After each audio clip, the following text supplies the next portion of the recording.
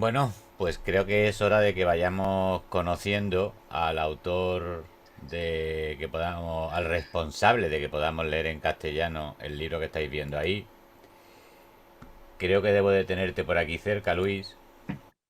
Hola, hola a todos, ¿qué tal? Buenos días. Pues como dije que hoy los currículum iban a ser un poco especiales, pues Luis Valero, entre otras cosas, es el culpable de que ese libro que habéis visto se tradujese al español, que lo tenemos gracias también a su trabajo y a todo lo que se le ocurre decirnos que estaría bien que estuviera en español, pues nos tiene continuamente trabajando en la editorial también.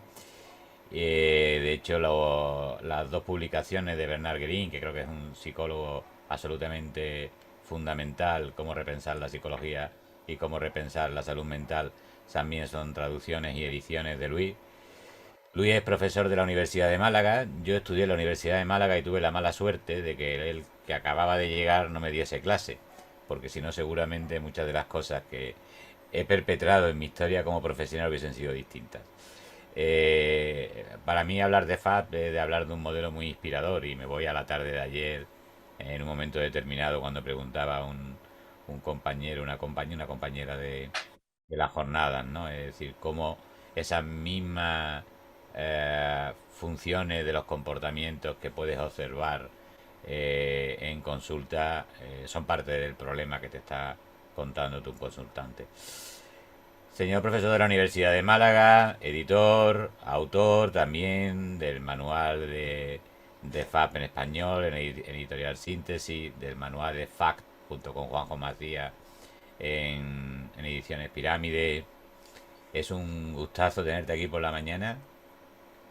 Buenos días y buenas Abusar, noches a los que están al otro lado. abusar de tu cariño y FAP, que debe ser una palabra que te suena, es tuya. Bueno, pues muchas gracias a ti, Miguel, antes que nada por invitarme a dar esta corta conferencia que voy a dar así un vuelo en general a lo que es toda la terapia de FAP, que es bastante sencilla, pero la dificultad es comenzar a aplicarla, requiere habilidades. Vamos a dar entonces eso, una explicación de lo que es, pero ante todo, sobre todo lo que quiero es felicitaros, bueno, a todos los que estáis ahí interesados en las terapias contextuales y en este magnífico máster que realmente, como ya ha dicho Eparquio, reúne a las mejores plumas, los mejores clínicos que hay en las terapias contextuales ahora mismo en español. Como digo, voy a hacer un vuela pluma un poco en general. Seguro que van a surgir muchas preguntas, pero bueno, intentaré responder algunas, pero me temo que muchas se tienen que quedar en el tintero porque es para responder a veces de manera muy extendida. Voy a compartir el PowerPoint. Yo funciono con PowerPoint y así lo voy explicando un poco mejor. Bien, como veis ahí, lo que vamos a hablar fundamentalmente de varios aspectos. Un poco para estar en el tema, como ya ha explicado también Eparquio, pues cómo han surgido la terapia de FAP en este caso y que veáis un poco los manuales. Yo siempre recomiendo irse y leer los manuales originales, es decir, leerlos directamente, si se puede en inglés o si no los traducidos y más que coger cosas de segunda o de tercera mano, irse directamente. Ay, esto ya se me ha ido. ¿Qué pasa aquí? Espera un momento que voy a ir. Se me ha ido la diapositiva y ¿por qué no vuelve esto atrás? Bueno, pues la vamos a dejar aquí. Como decía, vamos a ver cómo ha surgido FAB. Luego vamos a ver en principio en qué consiste realmente la psicoterapia analítica funcional como tal, cuáles son sus características, cómo es el proceso terapéutico habitual que se sigue y luego veremos un poco en qué se basa y qué se fundamenta también esto. Como decíamos, Parque ya ha dado bueno, pues, algunas pinceladas al respecto y los que no conocéis todavía las terapias contextuales, se habla un poco de esas varias generaciones de la modificación de conducta o de las terapias de modificación de conducta. Una primera generación que sería la clásica ya desde los años 60, que pervive en la actualidad, porque todas las técnicas que se crearon entonces siguen siendo útiles hoy día. y que, bueno, fundamenta un poco toda la modificación de conducta que ha venido y todos los grandes manuales, libros, etcétera, con que, bueno, nos hemos formado la mayoría en modificación de conducta. A partir del año 70 y 80 surgiría el cambio, digamos, la segunda generación, que es ya de tipo cognitivo-conductual, donde se siguen aplicando las mismas técnicas, pero se añade ahora un componente explicativo o un componente, digamos, más de tipo cognitivo o verbal cognitivo, puesto que se trata de discutir los pensamientos, las emociones que tienen las personas en esos problemas, aunque se sigan aplicando las mismas técnicas también de la anterior generación. Y la llamada tercera generación, Hayes le puso de una manera, bueno, muy comercial ese nombre, como también terapias contextuales, surgiría sobre todo a partir de la década de los 90 hasta la actualidad, donde fundamentalmente lo que se hace es retomar todos esos principios del análisis de conducta, de principios de aprendizaje que ya están, bueno, pues muy comprobados y extendidos en todo tipo de problemáticas, pero ahora se abordan también los problemas de tipo cognitivo, pero no como algo profundo que tenga el individuo dentro de su mente o en algún lugar de su procesamiento cognitivo o incluso en algún lugar de sus neuronas, sino simplemente como conductas. Es decir, que pensar, emocionarse, recordar o soñar son también conductas y como tal obedecen a los mismos principios del análisis de conducta que todas las demás. No son diferentes cualitativamente ni cuantitativamente. Lo que tenemos que ver es la función que tiene también lo que el individuo siente o lo que el individuo piensa. Entonces ahora se traen a colación, sobre todo fundamentando toda esa actuación en el lenguaje, en la relación basada en cómo manejamos el lenguaje en la relación entre dos personas a lo largo de la terapia. De esta manera surgirían esas terapias y realmente con el tiempo que ya ha pasado, he puesto ya aquí una cuarta generación, puesto que lo que se está haciendo actualmente y muchos son las llamadas terapias basadas en procesos. Desde el año 2020 hacia adelante es un poco la tendencia de las terapias, que el problema que viene ahora es que se comienzan a explicar más que técnicas nuevas, sino que lo que se hace es intentar probar que no es una técnica en concreto lo que funciona, sino el proceso que subyace o el proceso que hace funcionar esa técnica. El problema, desde mi punto de vista, es que ahora lo que han surgido son múltiples procesos o constructos que se suponen que son esos procesos activos. O sea, desde las terapias basadas en mindfulness o la de la compasión o las basadas en la flexibilidad psicológica o en la difusión o las últimas también de tipo más cognitivo en cuanto a las funciones o los procesos basados solo en las emociones. De esta manera, el problema que está ocurriendo con estos formatos es que ahora hay tantos procesos subyacentes supuestos como autores se quieran poner. El problema es hacia dónde va a ir derivando. Entonces casi ya podemos estar hablando de una cuarta generación de terapias que lo importante a considerar no es que una anule o elimina a la otra, sino que son distintos escalones, distintos grupos de herramientas que realmente se van añadiendo porque realmente en muchas ocasiones y en función de lo que el tipo de casos que tengamos entre manos podemos estar utilizando una herramienta u otras según veamos la función o lo que puede interesar para caso individual. Entonces realmente es una historia que pues todavía va a tener un desarrollo largo. Bueno, ¿cómo surge la terapia de FAP? Pues en ese contexto de los años 90, sobre todo porque parece que hay una especie de techo de cristal en que, bueno, los tratamientos psicológicos, en general tratamientos conductuales y cognitivo-conductuales, tienen mucho éxito, son los que están empíricamente validados en casi todas las guías y con muchísima experimentación detrás, pero realmente son paquetes de tratamientos, no hay una técnica o algo concreto, sino que se utilizan muchas cosas al tiempo, entonces lógicamente algo va a ser eficaz. Pero además esos tratamientos tienen mucho éxito y realmente ocurre así en todo lo que ya está muy validado, cuando hay contingencias directas por parte del terapeuta. Es decir, que hay un terapeuta presente que puede estar presentando contingencias y por lo tanto manejando conductas. En este caso, sobre todo cuando estamos hablando de instituciones ya como colegios o instituciones psiquiátricas o centros a lo mejor en cárceles o centros donde las personas, digamos, están juntas y donde el terapeuta puede interactuar y puede presentar sus contingencias, con lo cual va a tener un efecto.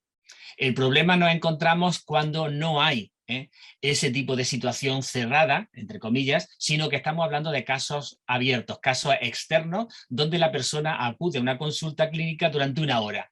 Y en nuestra ignorancia suponemos que con una hora que estemos hablando con esa persona vamos a conseguir cambiar el resto de sus 23 horas y el resto de los 7 días de la semana y de los 30 días del mes, etc. Es decir, suponemos que somos tan poderosos que con una hora que hablemos con esa persona vamos a cambiar su vida. Esto realmente no es así. Y además, por si fuera poco, la mayoría de las veces lo que hacemos es dar pautas, dar reglas verbales de qué tiene que hacer esa persona luego fuera.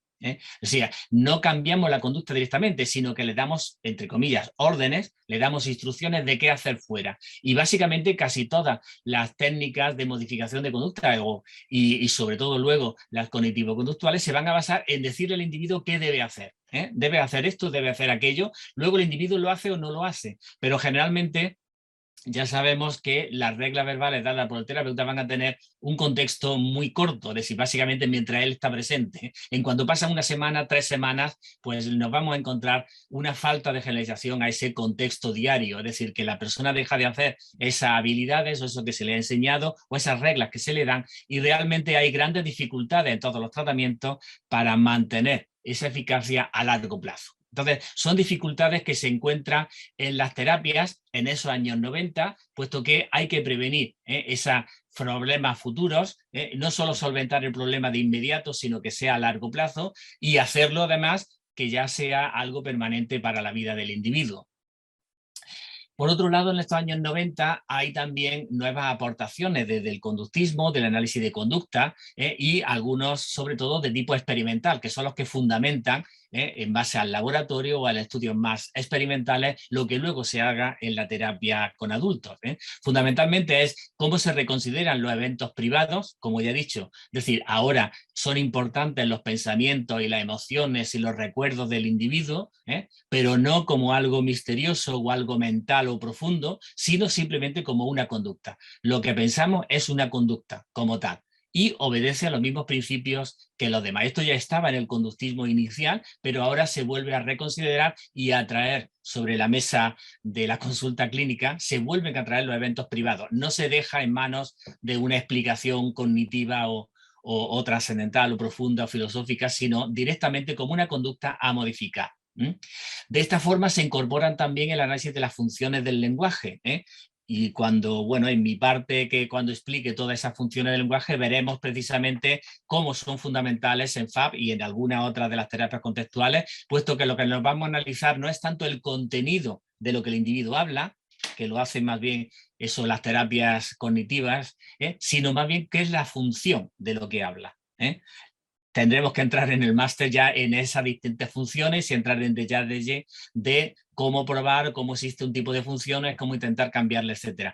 Otro de esos descubrimientos importantes y el análisis experimentales son las reglas verbales. Sabemos qué tipo de reglas verbales ahora son las más funcionales, las que realmente tienen un recorrido más largo, son reglas verbales de tipo indirecto, las reglas de seguimiento, y por eso ya aprovecho para responder una de las preguntas de antes. Es decir, dar instrucciones directas al individuo va a servir de muy poco. Una diferencia fundamental de un terapeuta contextual o frente a uno de tipo cognitivo-conductual es que aquí no somos directivos, porque sabemos que las reglas directas van a tener realmente poco alcance y están bajo un control estimular del terapeuta. En cambio, vamos a intentar a lo largo de las terapias que se generen autorreglas, reglas del propio individuo a partir de las experiencias que ha tenido con nosotros y a partir de esas reglas eso ya permanezca para siempre en su vida. Es lo que de alguna manera en palabras más conceptual habla ACT de los valores. Los valores no son sino reglas verbales con los que actuamos en nuestra vida. Otro de esos principios experimentales que surge en estos años 90 ya con una gran cantidad de experimentación, hay miles de estudios ya sobre relaciones de equivalencia, es decir, una forma de aprendizaje más sofisticada en la que a partir de la unión de varios estímulos surgen nuevas relaciones sin que se hayan entrenado directamente. Parker ha hablado ya un poco de ello, puesto que este tipo de experimentación daría lugar a la teoría del marco relacional que fundamenta también ACT. Pero esas relaciones de equivalencia van a ser también fundamentales en lo que hablemos y en cómo se asume esa generalización desde la terapia de FAP también, en lo que llamaremos la equivalencia funcional frente a la formal. Lo que vamos a intentar conseguir siempre es una equivalencia funcional de lo que ocurre dentro de la sesión a lo que ocurre fuera de ella. Hablaremos un poco más adelante de ello. Voy un poco rápido porque estoy haciendo un compendio de las 10 horas de máster que suelo dar. Bueno, pues la psicoterapia analítica funcional surge, como decíamos, en el primer libro de ellos en el 91, en la Universidad de Washington, de Robert Kohlenberg y Mavis Say. Desgraciadamente Robert Kohlenberg ha muerto hace un par de meses y Mavis Say, digamos, y otros autores, Canter, Callahan, etcétera, continúan con toda esta investigación, pero son los fundadores desde la Universidad de Washington de esta terapia. Como digo, es recomendable acudir a sus libros. El primero es la psicoterapia analítica funcional, creando relaciones terapéuticas intensas y curativas. Es el libro que tradujimos en su momento y se ha vuelto a hacer una reedición ahora, como ha mencionado Miguel. El que estamos traduciendo y que aparecerá dentro de un par de meses es también la guía para FAP. Conciencia, coraje, amor y conductismo, que hablaremos ahora inmediatamente también de todos estos conceptos. Posteriormente se han publicado algunos otros, como el Práctica de FAP, o la Functional Analytic Psychotherapy, o la Functional Analytic Psychotherapy Made Simple. Es decir, un manual pequeño, muy corto, realmente muy sencillo para que se entienda fácilmente psicoterapia analítica funcional. Todo ello en inglés, todavía no están traducidos. Traducidos, como decíamos, sí está ese manual original y los que hemos publicado nosotros, Valero y Ferro, como decíamos, no son la traducción directamente de esos manuales, sino que es lo que supone FAP, pero además incorporando nuestra práctica, lo que hemos aprendido en estos años y sobre todo el segundo de tratando con psicoterapia analítica funcional, muy enfocada hacia los terapeutas, dando muchos consejos y fundamentando mucho las habilidades que son necesarias para actuar con FAP. Bueno, el propio nombre de psicoterapia analítica funcional explica qué es. Es una psicoterapia porque realmente estamos hablando siempre de una relación entre dos personas. Es una relación privada, muy personal, muy íntima, como cualquier otra psicoterapia de cualquier tipo. Y lo que estamos creando siempre es eso, es un espacio seguro, un lugar donde el individuo se sienta protegido, se sienta a salvo y pueda comunicar, pueda emocionarse y pueda decir lo que quiera. Es decir, tenemos que conseguir ya desde el principio eso, que es básico de cualquier relación terapéutica. Pero es también psicoterapia porque es una relación hablada. Básicamente, si se graba una sesión de FAP, prácticamente tenemos como si estuvieran hablando dos amigos o dos personas muy relacionadas o en una gran relación de intimidad. Básicamente desde fuera no se ve más que dos personas hablando. Estamos hablando de una relación entonces psicoterapéutica, pero que realmente es el terapeuta el que conoce las reglas o conoce los principios de aprendizaje que está manejando. Pero desde fuera, básicamente estamos hablando de una relación verbal, hablando, hablando y hablando. Es decir, como otras muchas psicoterapias, desde otras muchas concepciones, estamos siempre manejando solamente lenguaje. Y es también psicoterapia porque el cambio lo vamos a intentar producir siempre dentro de la sesión. Es decir, es fundamental que el cambio de conducta, los objetivos que queramos conseguir, se produzcan dentro de la sesión. Si no lo conseguimos hacer delante de nosotros, es muy difícil que eso se generalice y aparezca después fuera. La otra palabra, analítica. Es analítica porque no vamos a estudiar grandes constructos, no vamos a intentar cambiar la depresión, ni la ansiedad, ni el trastorno de personalidad, sino que lo que vamos es analizar pequeños respuestas, es decir, conductas específicas, puesto que vamos a descomponer el gran problema a lo mejor de depresión en conductas específicas. Quejas sobre su familia, duerme mucho, conducta de tristeza, pensamientos negativos, es decir, vamos a descomponer, analizando en partes todos los problemas que el individuo traiga a consulta. De esta forma, como decíamos, nos vamos a entrar en conductas muy específicas, en pequeños elementos de todos los problemas que tiene el individuo. Y en este sentido, precisamente, como ya decía Eparquio antes también, pues es una terapia muy individual. muy ideográfica, es decir, vamos a trabajar siempre sobre el caso individual, aunque tengamos unos puntos y unos análisis funcionales comunes, o podamos hacer un tipo de aproximación en general y similar en todas las terapias contextuales. Sin embargo, nos vamos a adaptar siempre al caso individual, y las conductas que tratemos o que consideremos fundamentales no van a ser las mismas para 3 individuos diferentes. Nos podemos encontrar con 3 personas con problemas depresivos donde las conductas relevantes, como veremos ahora después, van a ser diferentes en ellos 3. Es decir, no vamos a actuar desde la categoría diagnóstica ni desde grandes complejos problemáticos, sino desde conductas individuales, lo que el individuo nos trae a consulta y lo que quiere cambiar de su vida. Y es funcional porque va a basarse en todo el análisis experimental del comportamiento, es decir, en todos los principios que ya conocemos desde hace muchos años sobre cómo funciona el comportamiento en los seres vivos, desde las amebas, que también obedecen al condicionamiento operante, hasta el ser humano que se dice que es superior al resto del resto de mortales. Pero vamos a basarnos entonces en ese análisis experimental del comportamiento, y por eso es fundamental, antes de entrar en cualquiera de las terapias contextuales, estar bien formado en todo ese análisis experimental, conocer, como bien ha dicho Parquio, todos los principios de reforzamiento o castigo, extinción, moldeamiento, control estimular, relaciones de equivalencia, programa de reforzamiento, etcétera, etcétera. Un largo etcétera que realmente debería estar más fundamentado en los planes de estudio, pero que realmente es solamente a veces 1 o 2 asignaturas. Pero sin esos principios realmente lo vamos a tener difícil aplicar la terapia. En este sentido, no nos vamos a fijar tanto en lo que la conducta nos aparece directamente, en la forma de la conducta, lo que llamamos topografía de la conducta, sino en la función. Nos vamos a estar continuamente preguntando ¿para qué? ¿Para qué dice el individuo esto? ¿Para qué hace esto? ¿Para qué me dice esto precisamente en este momento? El para qué. No tanto cómo lo dice, sino cuál podría ser la función que pueda tener. Entonces vamos a estar minuto a minuto analizando las posibles interacciones que tenemos con esa persona y vamos a estar fijándonos en el para qué, en la función que tiene eso que está diciendo, está haciendo la persona.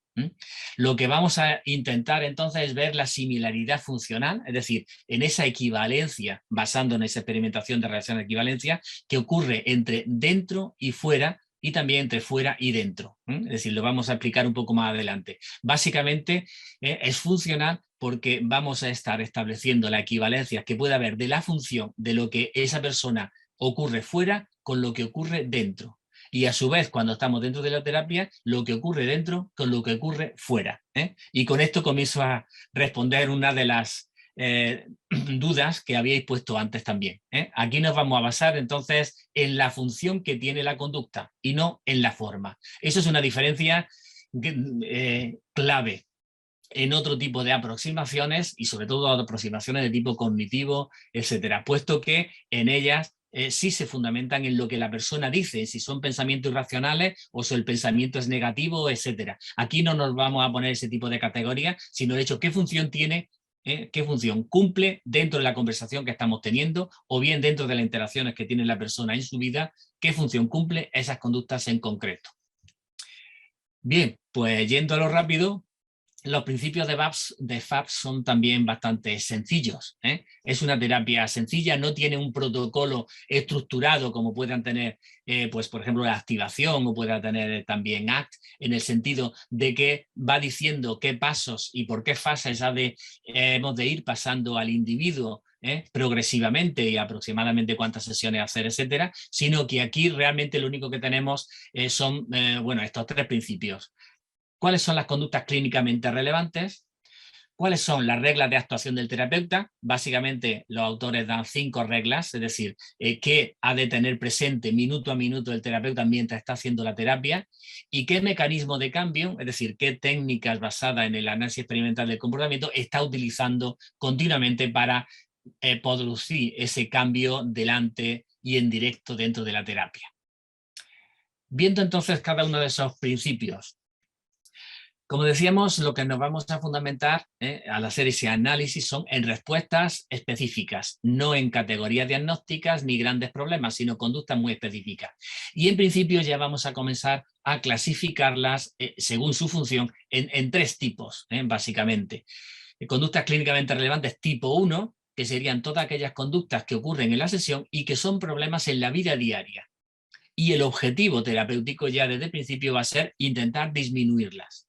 Es decir, nos va a dar igual la forma que pueda tener esa conducta, si son quejas muchas veces sobre las otras personas, sobre su familia, si son quejas sobre su trabajo o quejas de que no puede dormir o que son problemas de que llora mucho o que tiene grandes traumas que le vuelven una y otra vez a sus pensamientos, a que tiene sueños que no le dejan dormir o a que tiene problemas con la comida.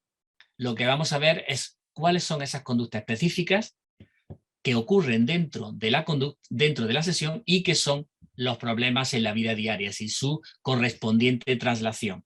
En este caso, lo que vamos a ocurrir, como veremos después, es que tienen que ocurrir esas conductas tipo 1 delante de nosotros para poder modificarlas. Es decir, si no ocurren los problemas delante de nosotros, vamos a tener que provocarlos, puesto que si no es de otra forma, no vamos a poder cambiarlo nunca. A través de instrucciones, como hacen otras terapias, lo vamos a tener bastante difícil. Vamos a clasificar la función de una segunda tipo de conductas, conductas clínicamente relevantes tipo 2, que son aquellas conductas en asesión que suponen avances también en su vida diaria. Y en este caso el objetivo va a ser aumentarlo. Ya tenemos muy claro que vamos a tener un tipo de conducta que queremos disminuir y otras que queremos aumentar. Nos da igual también la forma que tenga. Lo que tenemos que considerar es que ahora esas conductas consideramos que son adecuadas para la vida diaria. En muchas ocasiones vamos a delimitar como conductas tipo 2 las llamadas conductas incompatibles, es decir, que eso viene algo ya desde aprendizaje. Cuando ocurre una conducta incompatible y reforzamos las incompatibles, las demás conductas no hay que tocarlas, disminuyen por sí solas.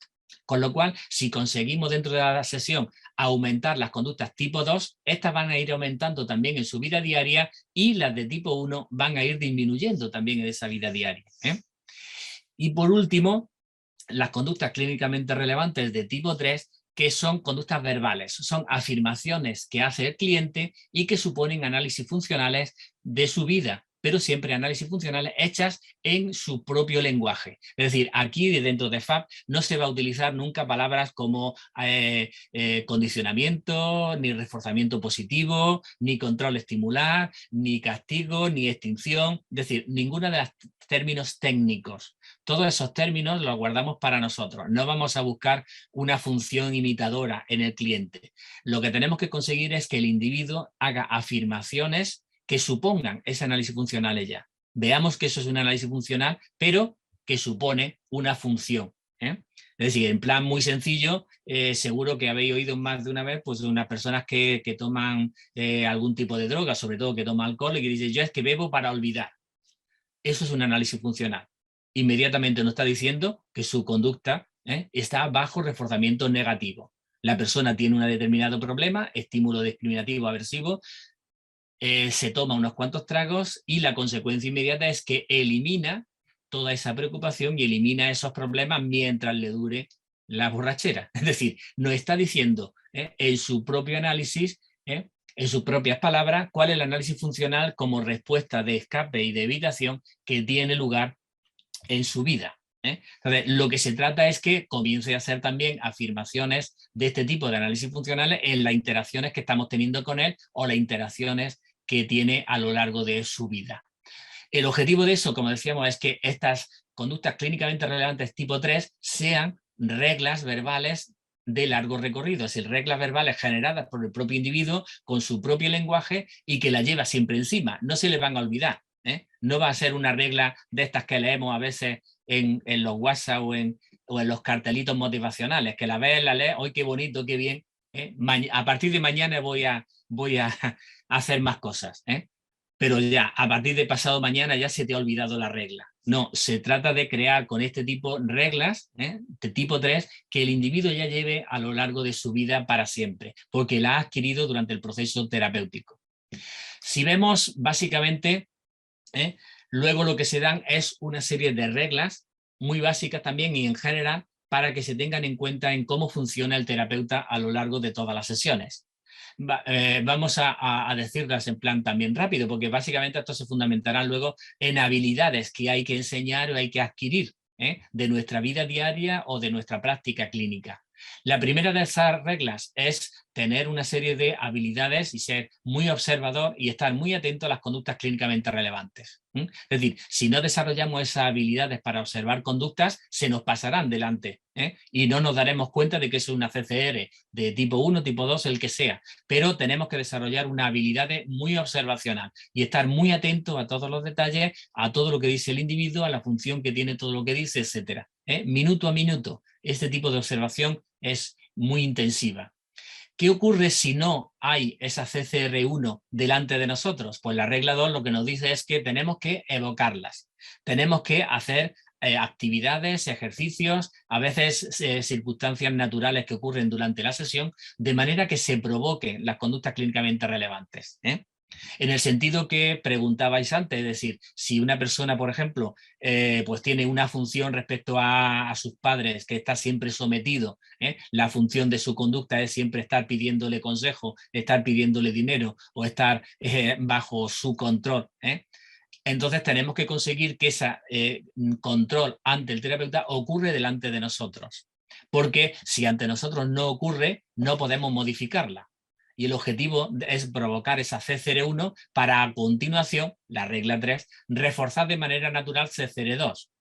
Que en este ejemplo, ¿cuál sería? Pues precisamente que esa persona que está muy sometida, que su función de su conducta en general frente a los padres es siempre de sometimiento, ahora como CCR2 se revele, pero se revele delante de nosotros. Es decir, lo que otros terapeutas considerarían como que la terapia está funcionando mal, que el cliente se nos revele, que el cliente nos critique, que el cliente nos diga que no quiere hacer algo, etcétera, ahora eso sería un avance desde este punto de vista, porque lo que vamos a hacer es reforzar esa independencia del propio individuo, ese tomar decisiones delante de nosotros. Cuando eso lo hemos conseguido delante de nosotros, es muy fácil que comience a hacerlo también delante de sus padres.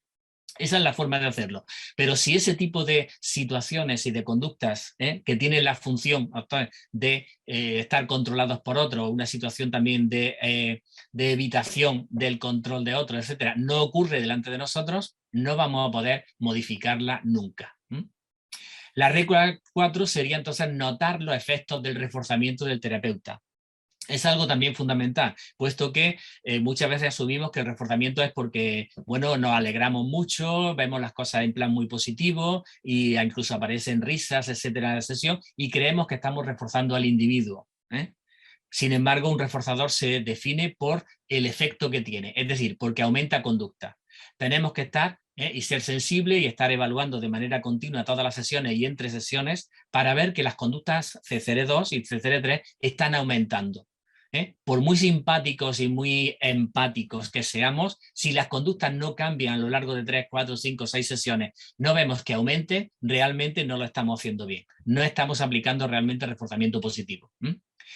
Y como último, la regla 5 es hacer nosotros afirmaciones sobre relaciones funcionales, también con el lenguaje cotidiano, con el lenguaje diario. Es decir, no se trata de decirle, ¿ves? Te estás dando cuenta de que pues tal conducta yo te la he extinguido y entonces tú lo haces menos.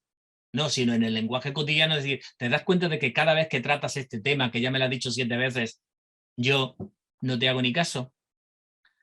Durante unos minutos realmente o te he cambiado de conversación, te das cuenta de que ante tal estímulo hago tal respuesta y hay tal consecuencia. Es decir, hacer afirmaciones de este tipo de lo que está ocurriendo en la interacción durante la sesión para que el individuo empiece a formar también por su parte esas CCR3 verbales.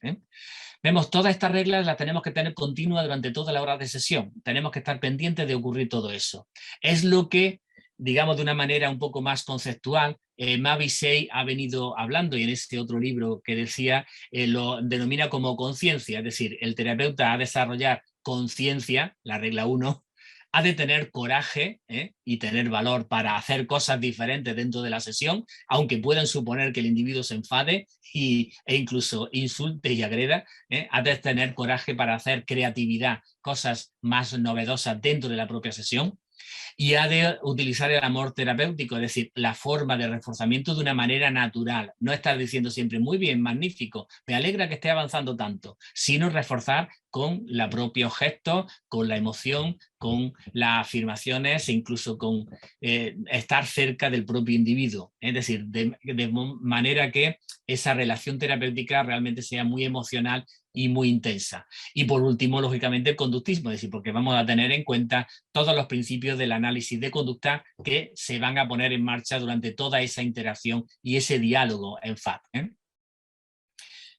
Con este esquema, de alguna manera, queda claro cuál sería el funcionamiento, la dialéctica continua que estamos desarrollando durante la hora de sesión.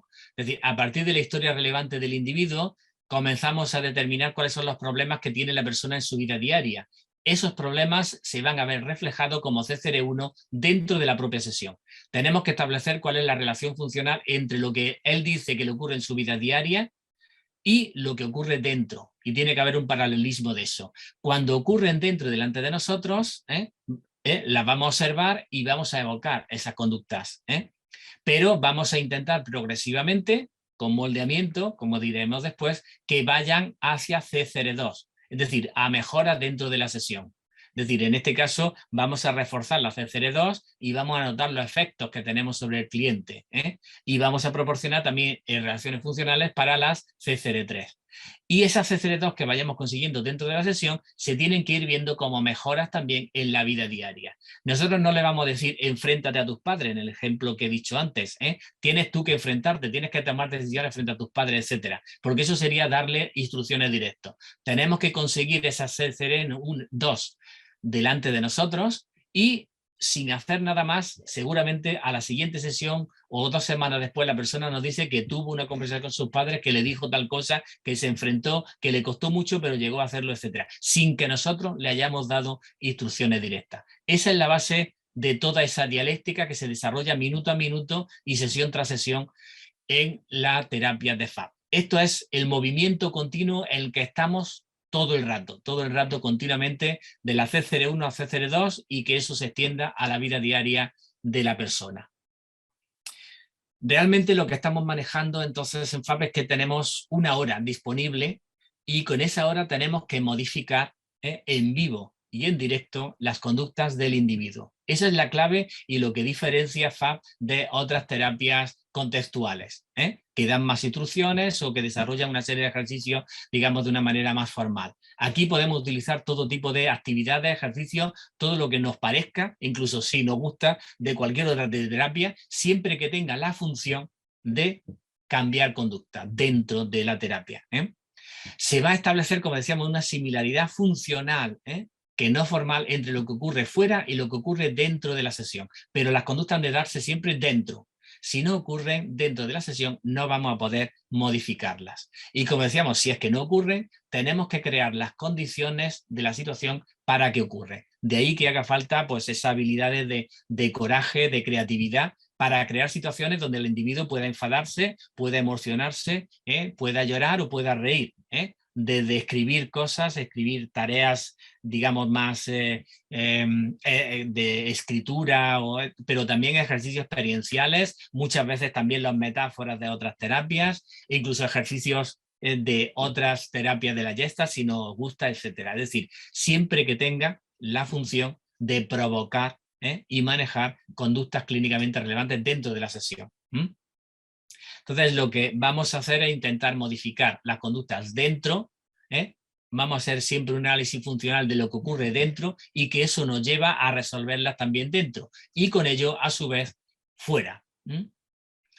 Los procedimientos para el cambio, entonces, van a venir por unos principios bastante básicos. En principio, que el terapeuta es una audiencia no punitiva. Eso es fundamental e incluso eso lo decía ya Skinner en su momento.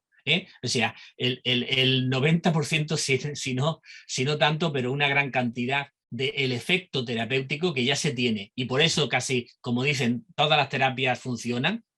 Todas las terapias funcionan, pero no todas son efectivas. Eso bien. Pero todas las terapias funcionan básicamente porque ese terapeuta, aunque sea y se llame un coaching, es una audiencia no punitiva. Es decir, alguien al que tienes enfrente, al que le cuentas una serie de historias, una serie de problemas y que no castiga.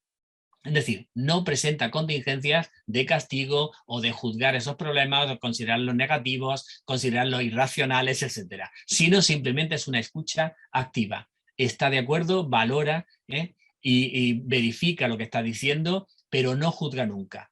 Incluso normaliza los problemas, siempre vamos a decir que eso es algo normal, que es habitual, que es entendible dentro de la situación de estrés o de familiar o de trabajo que está viviendo, de las situaciones aversivas que ha venido en su historia, y tenemos que normalizar los problemas. Eso ya le quita un gran peso, un gran factor emocional negativo, es decir, un gran factor aversivo a los problemas que el individuo ya trae a consulta. Por eso, desde la primera consulta ya se deja llorar al individuo, que llore todo lo que haga falta, es decir, que exprese todos sus problemas. Cuando hemos conseguido que lo haga 2, 3 veces, 4, a la cuarta seguro que ya casi no llora. Es decir, hemos conseguido una extinción de las respuestas emocionales. Por eso es importante, como decía antes, conocer todos los principios de condicionamiento, tanto clásico como operante, etcétera, porque si no conocemos esto, realmente no sabemos muy bien como terapeutas qué es lo que estamos manejando. Y de hecho muchos otros terapeutas desde otras aproximaciones siguen y están utilizando realmente esos mismos procedimientos, pero sin saberlo. Es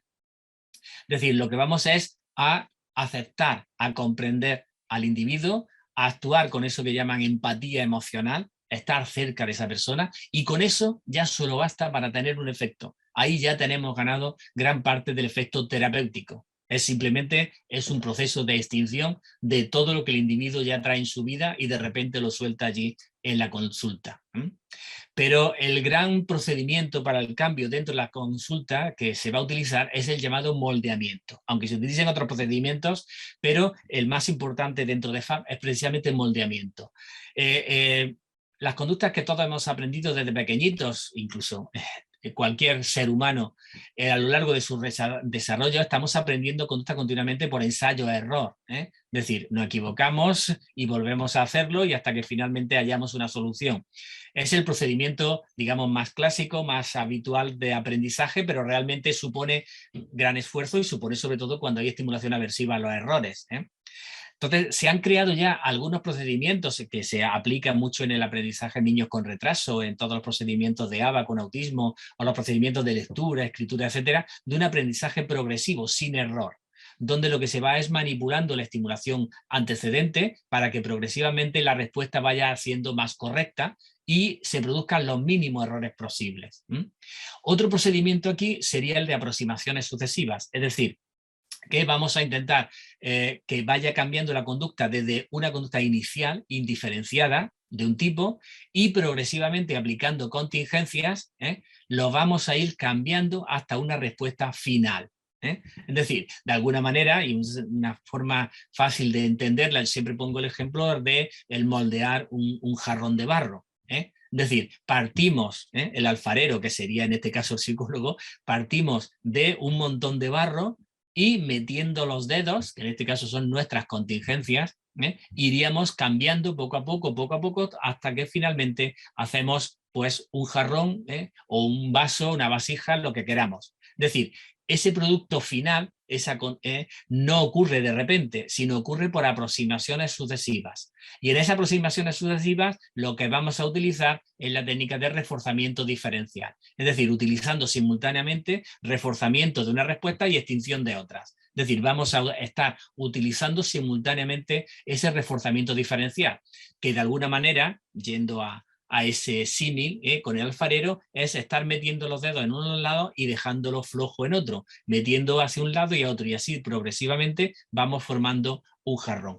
Ese es el procedimiento básico de modificación de conducta que vamos a estar utilizando hora a hora durante la terapia.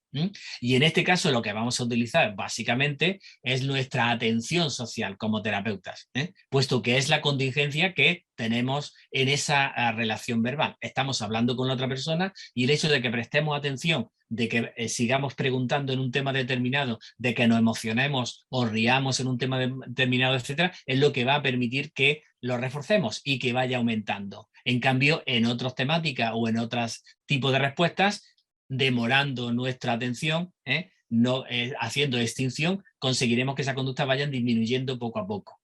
Lo que sí es fundamental, y por eso también es muy intensiva, ¿no? La terapia de FAP, no es solo porque tenemos que desarrollar esas habilidades de observación minuto a minuto y de manera muy intensiva, sino porque tenemos que estar muy atentos también a las contingencias inmediatas. Es decir, cuando la persona ha dicho algo, tenemos que analizar si es C01 o C02. Si queremos aumentarla y es C02, tenemos que presentar reforzamiento de inmediato. No podemos esperar 15 minutos, 15 segundos o un minuto a decirle lo bien que lo ha hecho, etcétera, o lo bien que lo dice o lo que nos ha parecido en un momento dado. Porque entonces lo que podemos estar reforzando la conducta inmediatamente anterior. Es decir, la contingencia, para que sea efectiva, debe ser inmediata. Por eso es importante todas esas habilidades para presentar reforzamiento lo más inmediato posible, lo más contingente posible y además con un reforzamiento que sea también muy natural. Bueno, solamente, bueno, ha sido una pincelada para entender qué es FAP. Seguro que han surgido muchas preguntas, pero bueno, para que quien queráis más profundizar, queda todavía mucho más por hablar sobre FAP, sobre todo, porque en el máster yo abordo más cuál es el análisis funcional del lenguaje para que se entiendan todas las funciones del lenguaje y cómo empezar a modificarlas y analizar en muchos ejemplos terapéuticos, etcétera, que hacemos durante las sesiones, qué función tiene cada frase que se va haciendo, cuáles son los tipos de reglas y cómo las podemos manejar, cómo funcionan unas reglas, cómo podemos dar a otras que sean más efectivas y qué son lo de las relaciones de equivalencia y cómo podemos explicar a través de esas relaciones de equivalencia verbales lo que le estamos haciendo, la metáfora, los ejemplos, el ejercicio que estamos manejando con el individuo, etcétera. Pero como digo, hay también muchísimas otras informaciones en la parte de los libros y también en artículos sobre técnica de evaluación específica. Nosotros hemos, bueno, valorado la fiabilidad de varias de este tipo de pruebas concretas, además de la formación de terapeutas y la supervisión que también hacemos dentro del máster de Ítaca. Pero hay otros conceptos también como el concepto de yo, de intimidad, etcétera, que aporta desde FAP. Hay muchos estudios también ya sobre eficacia que se tiene dentro de FAP, etcétera. Y sobre todo lo que está ocurriendo últimamente es la mezcla de FAP, puesto que como hemos dicho es bastante genérica, son una serie de reglas y fijarte en esas reglas y cómo aplicarlas in situ y en directo, pues entonces eso es compatible con muchas otras terapias y de hecho es lo que está ocurriendo esa interacción de FAP junto con ACT, que ya se está utilizando casi como una técnica propia al mezclar ambos tipos de procedimientos, pero también se ha empleado en conjunto con otras técnicas de tipo cognitivo-conductual y junto con mindfulness, etcétera. Es decir, que realmente es tan dúctil o tan flexible que permite al terapeuta utilizarlo en otras muchas aproximaciones. ¿Vale? Bueno, pues de un vuela pluma, pues ahí lo dejo. Tenéis mi correo electrónico para cualquier tipo de duda o consulta que queráis. Y bueno, los que estéis en el máster, pues lo veremos de una manera más concreta y con más ejemplos, todo esto desarrollado en muchas más horas. ¿Vale? Vale, pues muchas gracias. ¿Vale? Justito. Muchísimas gracias, Luis. Puedes beber agua si quieres. Sí, bueno, ¿verdad? Bebe un poquito de agua, no te preocupes. Hay un libro que aunque no sea de los que... Gracias, Carmen. De los que hemos publicado nosotros, que ha aparecido recientemente, que es la práctica de la psicoterapia analítica funcional, que la ha editado ABA España, de Kohlenberg, de Mevisey y de Jonathan Canter, que también me parece un libro muy interesante y como merece mucho la pena, creo que hay que hablar también de él. Pues creo que todo tu alumnado se ha quedado muy tranquilo, te felicitan. ¿Alguna pregunta? Ana Álvarez, Ana, saludo, dice, magnífica y rápida. 40 minutos, lo que tenía. Muchísimas gracias, Luis, por acompañarnos, por todo lo que nos ayuda, por tu trabajo. Con ganas de más, dice María Ángeles, Katy, que de la familia, gracias, Luis. Un saludo.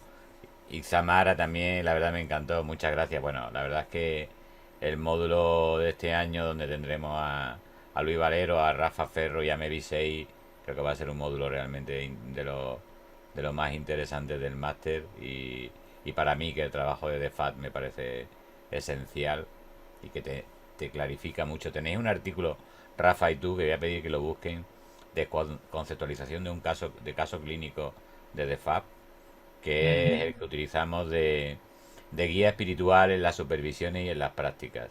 Así que si lo queréis también no lo pedí o me escribí luego y lo mando por el chat.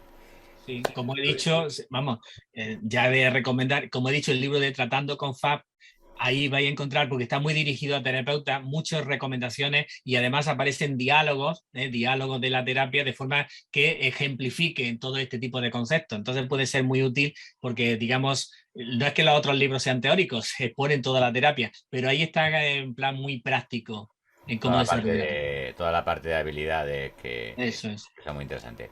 Pues nada, te dejamos tener un sábado divertido. Da beso a esa gente que tienes por ahí cerca que sabes que queremos. Te esperaba aquí en Córdoba también, iba que a Parquio, pero ya sé que Tengo otro, que me dejas por otro, que tengo otro máster ahí que te todos los vas a sábados. México. Muchísimas gracias, Bueno, Luis. de todas formas voy a seguir aquí escuchando al resto de ponentes. Va a ser perfecto. Genial, siempre un gustazo tenerte Bueno, con nosotros. gracias a todos y todas y la molestia de los que estáis allí a las 3 de la mañana en el otro lado del charco.